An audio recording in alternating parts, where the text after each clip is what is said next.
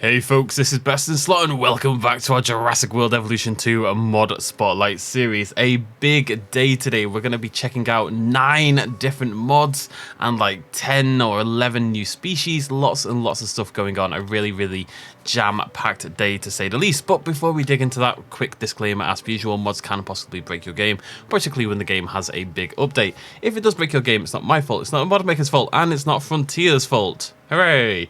Asmodeus is back today. Hello! It's been so long since I had to do this stupid goddamn voice. Asmodeus, tell us a fun fact about yourself. I like pineapples. There you go, Asmodeus likes pineapples, and I never want to do that voice ever again. Whoa. So, we are going to check out some mods.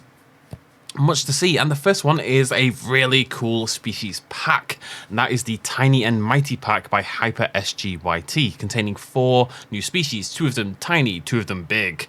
And you may have seen the trailers and stuff over the last week. I did the narration for the pack. It was a very obscure, very weird experience for me, hearing my voice in that context and pretending to be a serious human being, but I had a good time, and really happy to have done it, and the pack looks amazing. I haven't seen it in game myself yet, so really excited to check that out.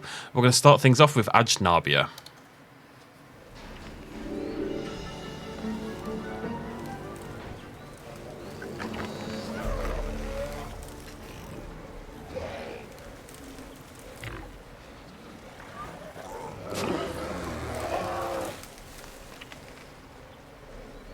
Look how cute it is! It's so tiny! Right, let me get... There's a colour I really liked.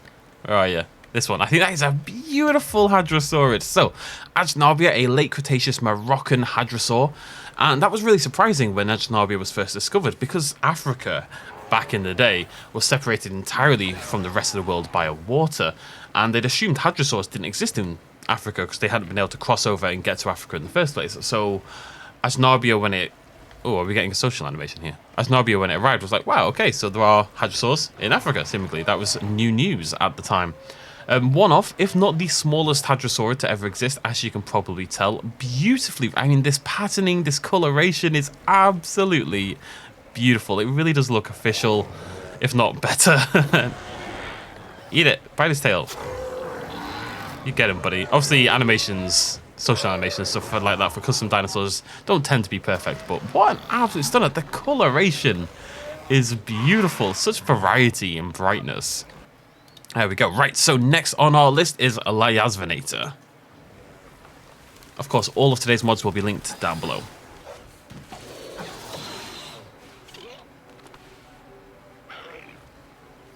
Very cool. So Layazvenator, a Carcharodontosaurid actually from Argentina.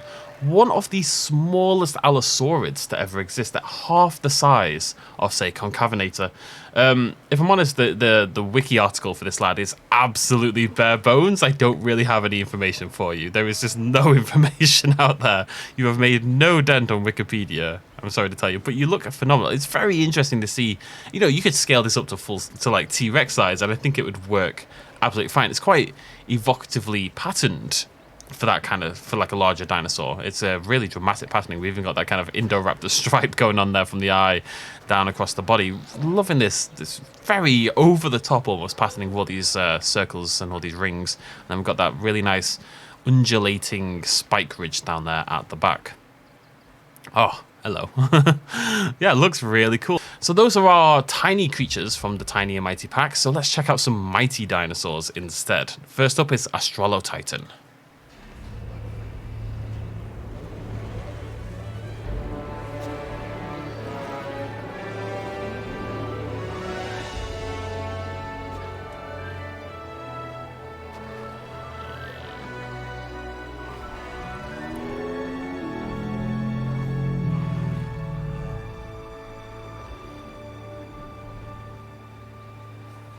Sauropods are so dramatic. This is a Titanosaur from late Cretaceous Australia, in case you didn't get that from the Australotitan. Australotitan, yeah, that's how I would pronounce it. Similar in size actually to Dreadnoughtus. It is the largest known Australian dinosaur, so a perfect addition to a mighty pack. Look at the size. Look at the size difference. Tiny, mighty. Mighty, tiny. Hefty, no. Yeah, again, another beautiful sauropod. Again, they've really pushed the patterning and the coloration, which on sauropods in particular, I think is a bit of a novelty and really nice to see. These massive, bony osteoderms, like, along the back. Humongous nodules of bone, really sticking out there. Really evocative. Where's your face gone? There's your face. Hello, beautiful. Just a really fantastic looking dinosaur. Really, again, I just love seeing this much colour and patterning on our sauropods because it's such a rarity and it works really well. So I wish it was done a little bit more often. Frontier, please. A little bit more oomph on our sauropods. Oh, it's like it's wrapping it up. Yeah, what a beauty. Right, well, our fourth and final creature in the Tiny and Mighty pack is not a dinosaur. We must go to the seas for the Shastasaurus.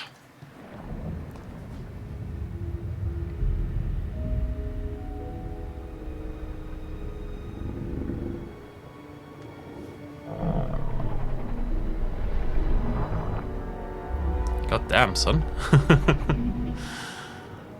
What a unit. So this is the spotted skin. Look at that absolute chunk. Wow. Right, okay, so Shastasaurus is obviously an ichthyosaur from the mid to late Triassic. Looks fantastic. I don't know about this skin. I think I've picked a bad skin. That's kind of on me. But it's interesting, at least. It kind of looks like it's got a terrible disease.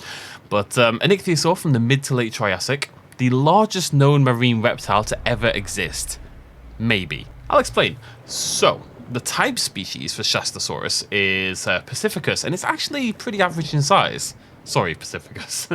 It's 23 feet long, which is decent size, but definitely not up there with, you know, the 50, 60 feet that we've seen on larger ichthyosaurs. There is, however, a second species, which is what this is meant to be, and that's called Sicaniensis. And Sicaniensis is the largest marine reptile to ever exist. It's humongous. 69 feet long, which is... Are you actually just hanging out permanently in the shadow? Can you please turn around so people can look at you? 69 feet long, absolutely gigantic. And just wrap your head around how humongous that is. And then remember that the blue whale is like 10, 20, 30 feet sometimes longer than that.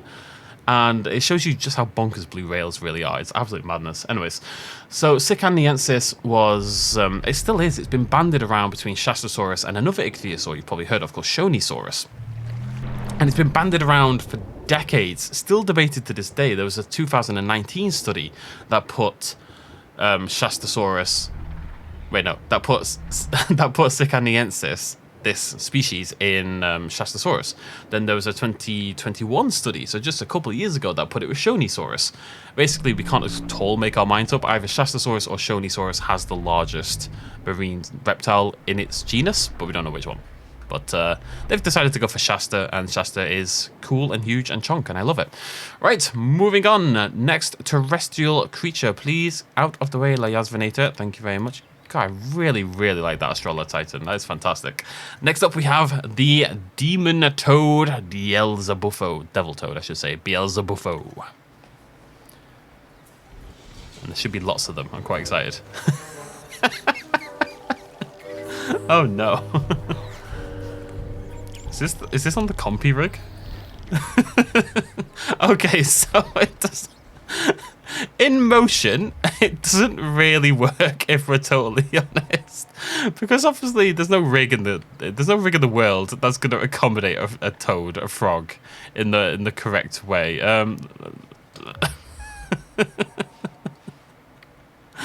Let's just look at it not in movement. So there you go, Beelzebuffo, the devil toad, of course.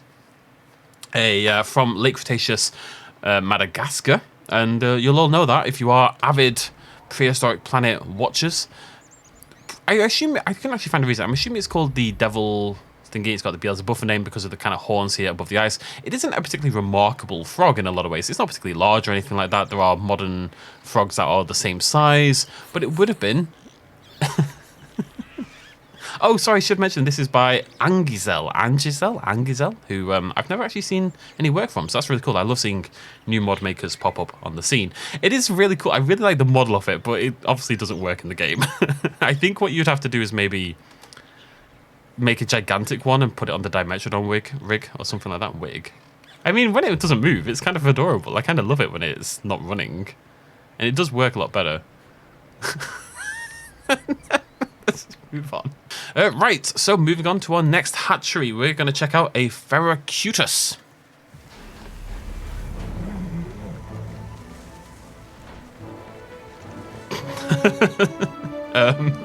You okay there, buddy? At least the others are okay. I think it'll pop out at the end if history has taught me anything about when there you go. So, Fairacutus, you may think slightly odd looking dinosaur, never heard of it before. Well, that's because it's made up. Fairacutus by JV Man 1998. Basically, this is a dinosaur from King Kong 2005. Feels very appropriate. Of course, we had that fantastic King Kong pack the other day with the V-Rex, etc. Fairacutus wasn't in that pack, so really cool to have that in the game now. And if you have seen King Kong 2005 and you don't recognize Fairacutus, it's because Fairacutus was only present in the extended edition of the film. There are two primary species that didn't make it into the main film but are in the extended, and that's the scene with the ceratopsid, the Fairacutus, which looks really good, by the way. I'm going to shout out JV Man 1998 really quick. They've done a really good job. I love the patterning on the gigantic, terrifying crest there. That huge humpback. It's sort of half gorilla, half ceratopsid. Really evocative, very threatening. Feels like it would live on like a terrifying island filled with monsters, you know? There's this, and there's an aquatic creature that I can't remember the name of that features heavily as well in the extended edition. And neither scene, I think, is necessary, really, but they're cool, and it's worth watching the extended for them all the same. But really cool job bringing that into the game. Really cool to have yet more Congo 5 dinosaurs in the game because it's the best film. Right, next up, we're going to see another variant, another cosmetic, and that is for Acrocanthosaurus. I'm excited about this one.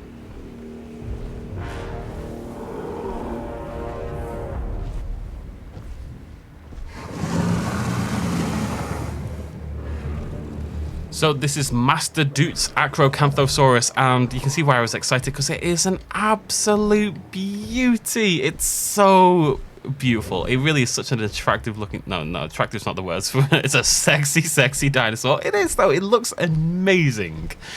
It's more paleo accurate, of course, than the one we have in the game by default, but with still some little tweaks and stuff, touches here to sort of bring it more in line with a Jurassic World style theropod. We've still got that hump down there along the back. This time it's spined a little bit, a bit of a hump there on the back of the head, again with that spinal ridge. Love the patterning, the kind of flame effect going up there onto the upper reaches of the jaw that then settles into this really subtle pattern going along the body. I just think that's a really attractive looking theropod. I know I've said attractive too many times, but I just think it looks really good. And it's a really, I quite like the default Acrocanthosaurus, but I think this is probably a better interpretation of the same thing. I'm a big fan of this, and obviously there's loads of beautiful skins you can go check out. And as I say, this is not a replacement. You could have both Acros in your game without any problem whatsoever. If you could just turn, they all do this. There's a specific point where if you stand, like the sun is there, so if you stand here, that side and that side are both in the dark. Like, and until they turn around, I can't do anything about it. You're doing it. Also, same problem if you just look into the sun as well. You're doing this on purpose, aren't you? Yeah, looks pretty incredible. Big fan of that. Shout out to Master Duke for that. And for our next one as well, we're going back over here and we're going to release a Eocarcharia.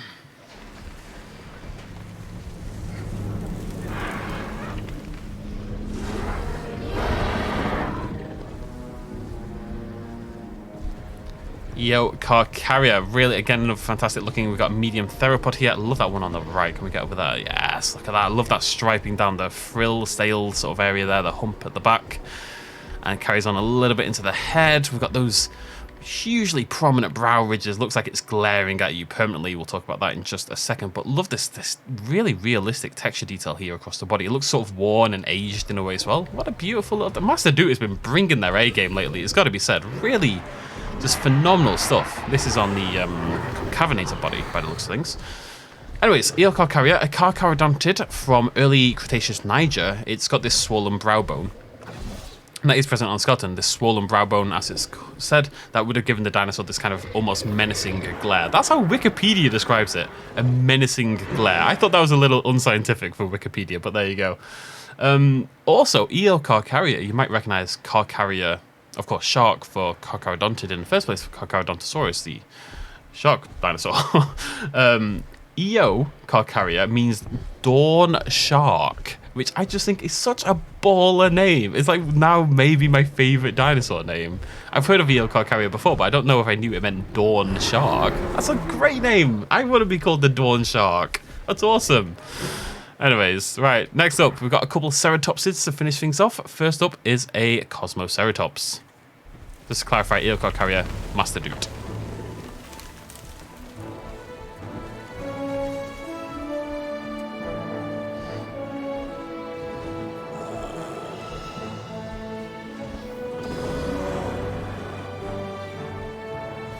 Like Yasminator, though again, it really shows off just how small a Yasminator really is. It is a tiny little dino. It's adorable. So here we have Cosmoceratops by Commander Summit, a ceratopsid from late Cretaceous North America. Significant, of course, primarily due to this elaborate frill. You'll recognize Cosmoceratops for this frill more than anything else. We've got 1, 2, 3, 4, 5, 6, 7, 8. I think that's the proper number. I did Google this. 8 sort of bone spikes hanging down over the top of the frill. Just looks unnatural, doesn't it? It looks fake in a way. That was actually there. That was actually there, present on the skull. Then you've got these large ones sticking out over the side, and then you've got these little ones poking out at the side as well. And then there's fairly huge horns, and then more like a nasal boss there at the front. And this is really interesting because we often go back and forth about what things are used for display, what things are used for combat. I think most things that people think are used for combat are primarily used for display. I think combat is less a focus than people usually think it is, personally. But this, you know, you can't really suggest otherwise. That's not going to do much. It is just a display feature. It's just a funky looking crest. This dinosaur does have the most elaborate skull of any dinosaur ever discovered. You know, the most complex, most... Beelzebub buffalo. It's like they're all, when they're trying to join in, the Cosmos are herding beautifully and the Beels is just buffling along in the distance. Yes, buffling. I've invented a new word. It's called buffling. It's how Beelzebuffos herd. They buffle. Yeah, really beautiful work here by Commander Summit. Really, just fits really well into the game. You know, it's got this beautiful natural coloration, really nice patterning. It's all colourful and interesting to look at without being over the top and without being, without feeling like it doesn't fit into the game. It just fits perfectly into Evolution, really. Right, back to the seas for one last creature. Hello, Shasta. We have Dacosaurus, made by A0 Annoying, which is, yes, very annoying. Made by Annoying. Let's check it out.